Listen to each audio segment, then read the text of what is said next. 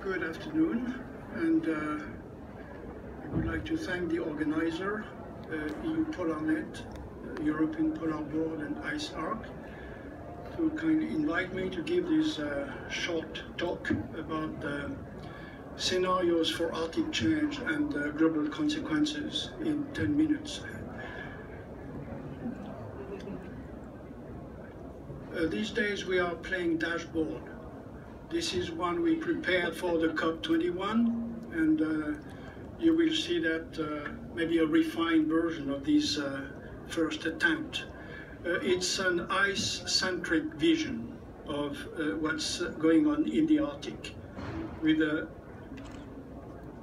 different form of ice, and as Sir David King introduced you to the subject with the sea ice, the ice sheets, the ice caps of covering Greenland, for instance, and northern Canada, and also the permafrost, the frozen land, which is another important. And it's extremely important to distinguish between these three forms of ice, because they have nothing to do with altogether, except they are related to a freezing point, so the cold temperature. But the origin of these ice are different, and the impact and effect on the global, at the global scale is also very different. I'm not going to talk about all these, what's on this graph. I will concentrate, because of the COP, on the climate effect. So this will be mostly in this sector of this graph.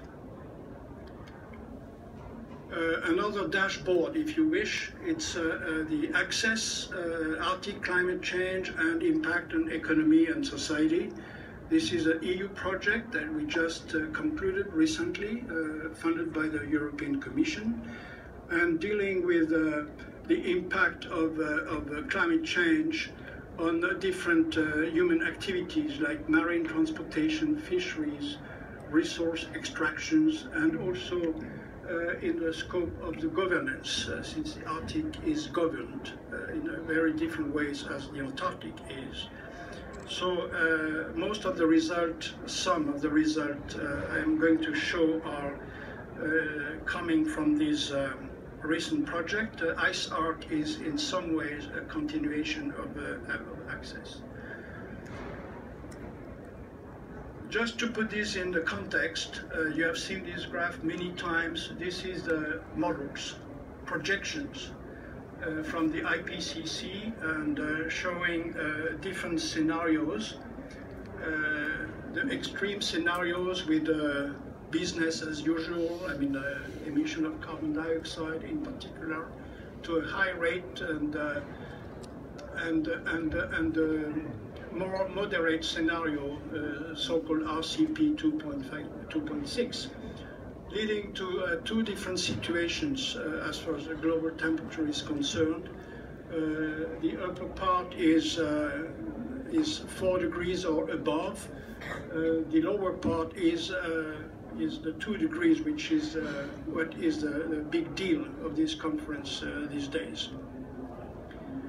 But you can see even on this graph that the Arctic is in any scenarios above the 2 degrees limit. And since everything is governed, as you imagine, by this freezing temperature in the Arctic is really a tipping point. And speaking about several degrees across the tipping points is triggering a lot of consequences.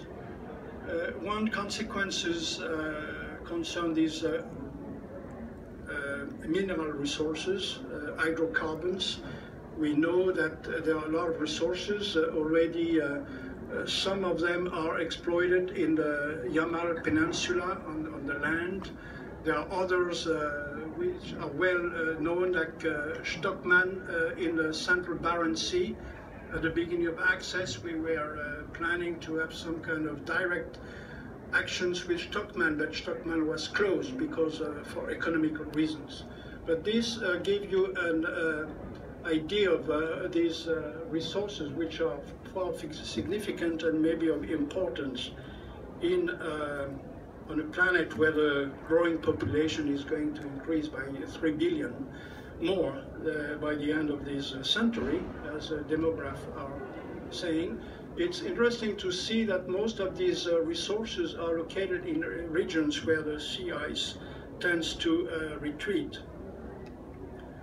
Same for shipping, short circuit by the pole for reaching Europe, linking Europe with Asia or North America.